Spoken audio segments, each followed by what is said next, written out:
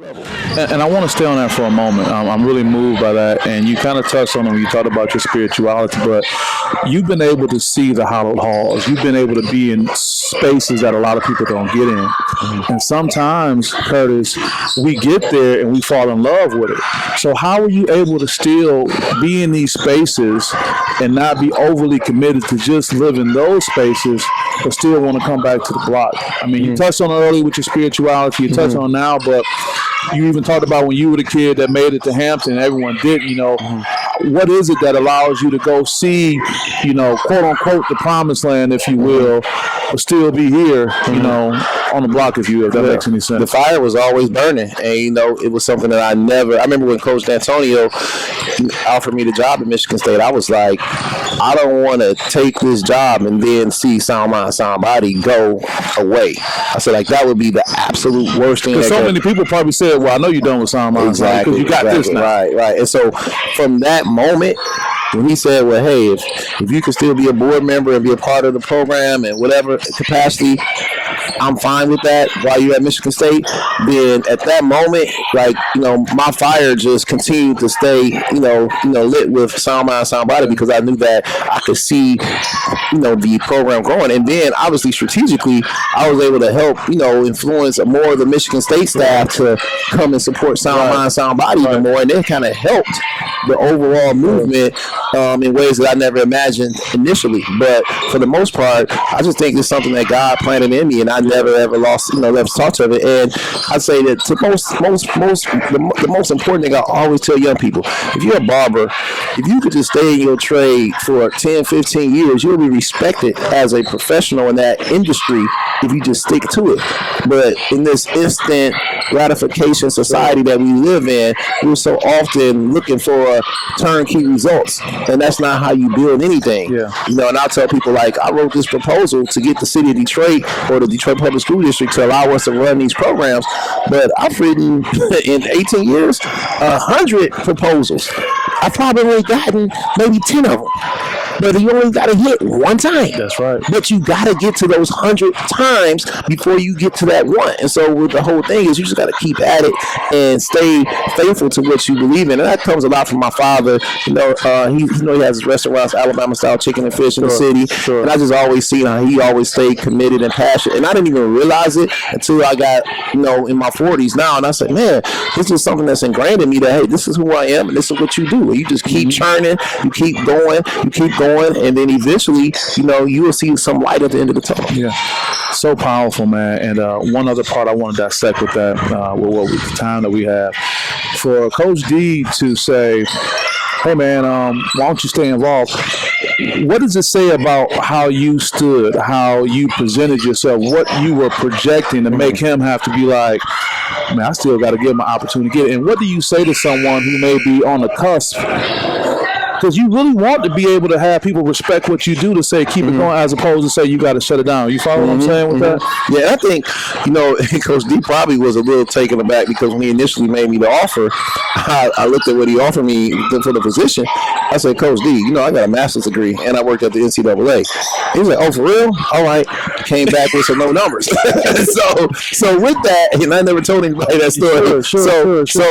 So with that, I just think that, he saw how, the hardest part about things is just getting the words out your mouth and making an ask. And so I think Coach D probably was just respected the fact that I was loyal to, where I come from and to the brand and to the movement. And because of that, I always respected him for giving me that opportunity. Good or bad, indifferent, sometimes people come in your life for a reason, season, or a lifetime. But I felt like, that opportunity to work alongside him was, a great experience for me, because I learned so much, good and bad. And that's the thing that you got to be able to take away from all situations. But, I just think that him understanding that, the progress of Sound Mind, Sound Body, and how much impact it had, and me advocating for it, he allowed us to, continue to, to do it in duality in terms of while I'm working as a recruiting coordinator and still involved with the camps.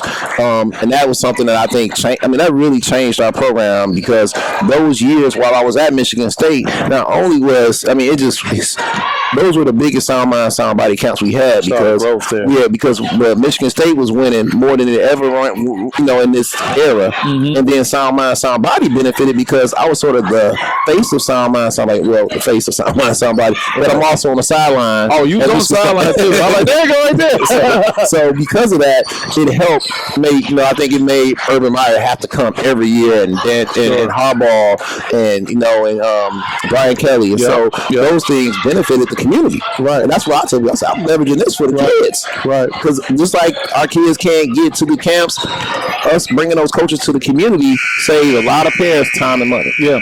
What I'll say with this as that buzzer goes, and we'll get ready to wrap up, this has been really great for me, and I think for other people can hear that. What I get from this is a person needs to be firmly rooted with who they are and what they're about.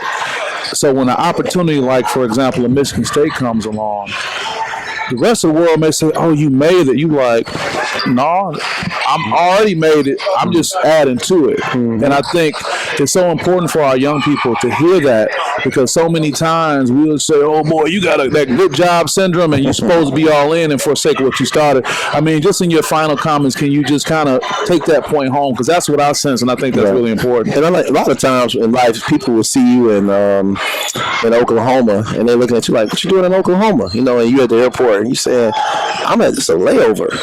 My destination is Hawaii, but this is the layover. But for somebody who doesn't know, they're looking at you at that point in your life, and they're telling you their vision for you. But inside where you got your eyes set on. And so for me personally, I always felt like, I've always had a vision for myself. I just trusted God to, to just stay faithful and do all I can along the way. But I tell young people all the time, don't let someone else speak over your life. You only get one shot at this thing. So do what's inside of you. If you want to be a chef, be a chef.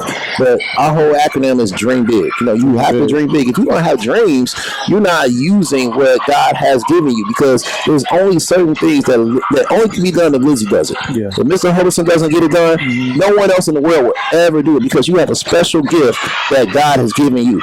Me, the same way. And all the people in the world have something that only we can do. There's only certain people can make a certain shot, or can draw a certain picture, or can cook a certain dish. Right. They can teach other people how to do it, but you need that person at the front. And so here we are. I would say young people and anyone, just, dream big and stick to your dreams. Don't let anyone speak over your life, because only you know what's your heart desire. Wow. Last thing I'll ask on that note, dreaming big. What can we expect for the future of Sound Mind, Sound Body? Well, we're working on our facility. We're going to have a facility here in the city of Detroit. We're working on that. And we're also working on expanding this program so that it can work with the younger levels, middle school next year. Sure. And we're continually partnering with school districts to provide programming so that we can work in alignment. And that's really the future of it. It's like we want to be able to support the schools, not work against them. And so we can do that collaboratively. We can, share resources and work smarter, not harder. Yeah. If you didn't know, now you know why Sound Mind, Sound Body has had the success it has. And if you only caught the footnote in Curtis Blackwell's life, you don't know the whole picture, the whole story. And hopefully you got some of that today. Brother, I was moved by this. I appreciate you. Thank you. The city is better served because of you and what you're doing. And I know the future will be bright. So I appreciate that. Lindsay Hudson with SPS, Sound Mind, Sound Body. We'll see you guys next time. Take care. Thank you.